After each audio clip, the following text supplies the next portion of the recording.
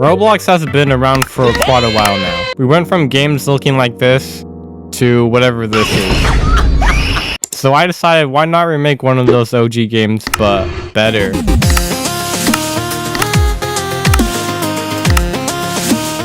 I decided to go with a personal favorite, Natural Disaster Survival, which is a game that has a worse update schedule than On It, the guy from B-Swarm. Since I hate myself, I decided to remake this game in another game engine, and I went with Hytopia. Hytopia is basically Roblox plus Minecraft. Whether you're brand new to game development or just want to build something cool, Hytopia makes it insanely easy to get started. Huge thanks to them for supporting this channel, and if you want to try making your own game, click the link down in the description.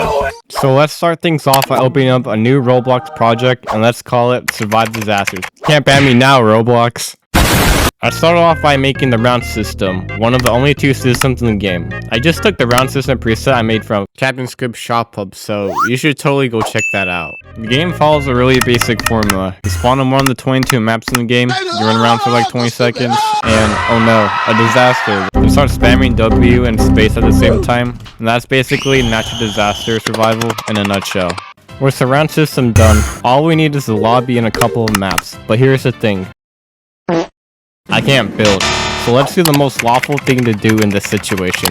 Roses are red, violets are blue, left click, your map is mine. After setting up the map and typing more code, the game works perfectly fine. Or not. Now the game works perfectly fine, and you can now teleport from the lobby to the game and back to the lobby. Now for the actual maps. I don't want to copy all the maps one for one, so I'm just going to be changing some parts of the map so I don't get sued. That's alright. I also made my own map called Captain Script's House, which is totally not just stuff I found in the toolbox. Before I started making disasters, I made this welcome page, the disaster page, and a big sponsor board to promote Cook. Wait, you don't know what Cook is? What? It's just a little game I'm working on that's super duper cool, and you should join the Discord so you can see more cool stuff from Cook. I also set up this to-do list so I can be more organized as I make the game. And if you want to know what the site is called, it's Trello. Okay, so stop asking. Like I said before, NDS has 13 different disasters, but that's way too much. So I decided to make all the easy ones because I'm lazy and I have Cook to work on. So the first disaster I decided to make is Flash Flood. Not because it's the easiest or anything. I mean, come on guys, I'm not that lazy. Are you sure about that? But also because I think it's the coolest disaster in NDS. To make the disaster, the only thing I need to do is have a part that looks like water and move it up. When the player touches the water, the player starts taking damage. Easy, right? Nope.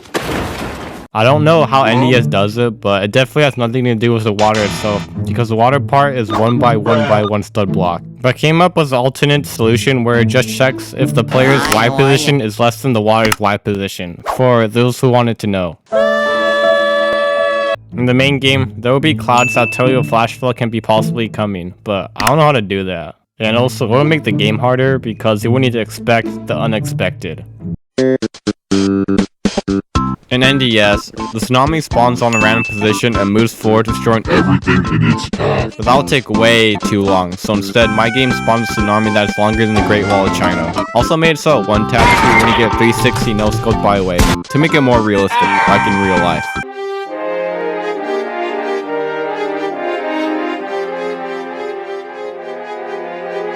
For the last disaster, I decided not to copy NDS and make my own because I'm a good person. I did some digging and I realized that out of all the main disasters I know, the only one that isn't in the game are hurricanes. I found this cool particle effect that looks like a hurricane. Now for the hard part, actually making it work. Finally got the hurricane to work today. Didn't take me like 2 hours to figure out. So for those who are wondering how the hurricane works, it just shoots out colorful balls at you. Yeah, probably not what you were expecting. I mean, it works, so like, it will do. Now all I need is to add some other stuff to finish off the game, like survivor screen, win leaderboard, gain wins when you win, game passes.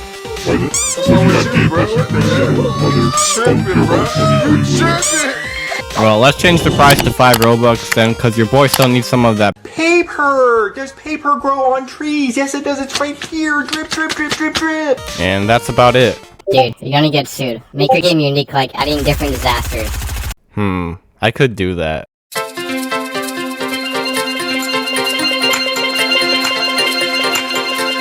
I wanted to make more maps, but like I'm kind of lazy, so I just took all the pre-made maps, changed like 1 or 2 things, and changed the name of something you'll find off team. Now I'm gonna show you everything I made. Green Ferris wheel, land with no rocket, but F-16 fighter jet that I found in the toolbox. Because this is America, yeah, freedom. Factory, but the one from Piggy. I added the koala dude from Piggy because why not? Also to make the game harder. To inflict pain and suffering. But not that hard because the bot is a f***ing idiot. And the last map I added is the... Never saw this map before in the actual game, but who cares? Now we have 8 maps because 4 plus 4 equals 8, and 8 is the amount of maps we have.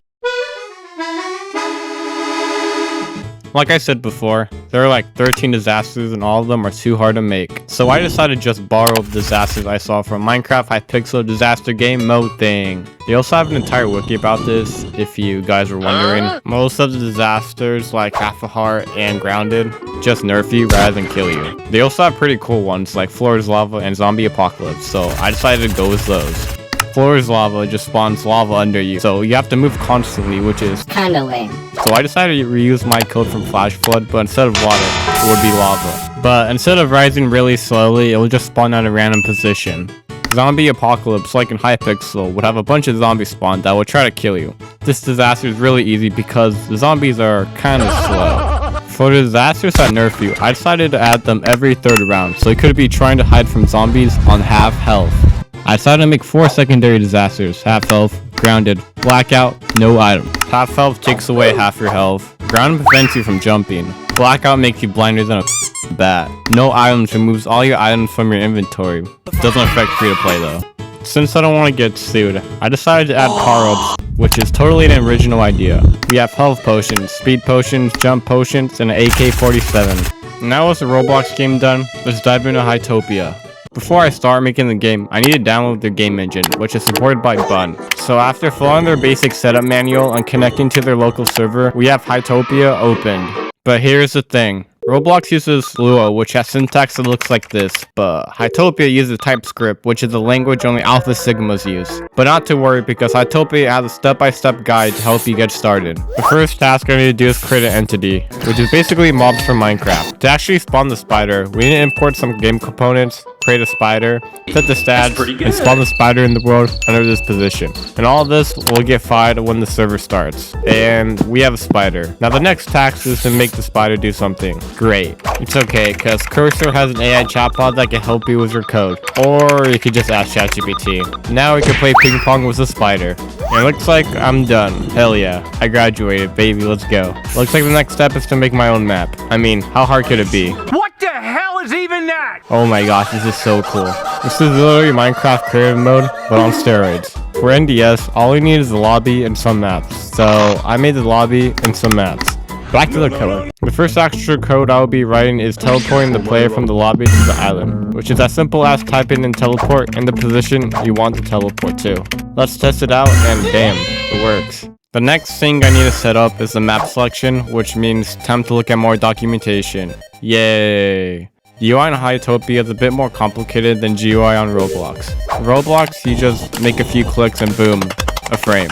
But for Hytopia, it's completely code-based, and it uses HTML, CSS, and some JavaScript. When all your UI is done, all you need to do is write the line of code inside of your spawn world function, and your UI will get loaded in. NDS has a few frames like the map selection and disaster warning, so it shouldn't be too bad, right?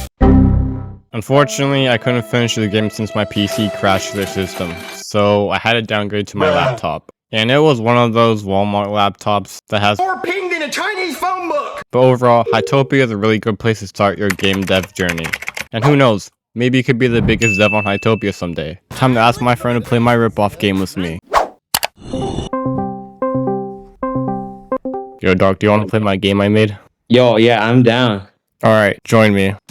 What does the green potion do? What? I don't know. Oh yeah, I found a gun. Hey, stop shooting me! Oh shit, all my items are gone. But that's an actually dope modifier. Take cover! The guns do 5 damage. I don't think they could get me up here. Yeah, they're climbing. Keep climbing. They're climbing. Anyways, that's gonna be it with this video.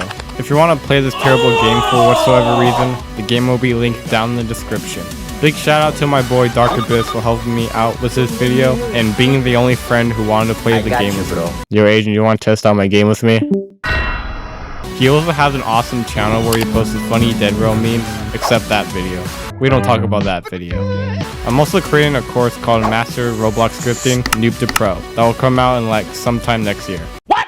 Because these videos take so long to edit, but I'll be letting you know when the course does launch. And don't worry if you can't afford it, because I'm also going to be making a free course so I could get my volunteer hours and use for college.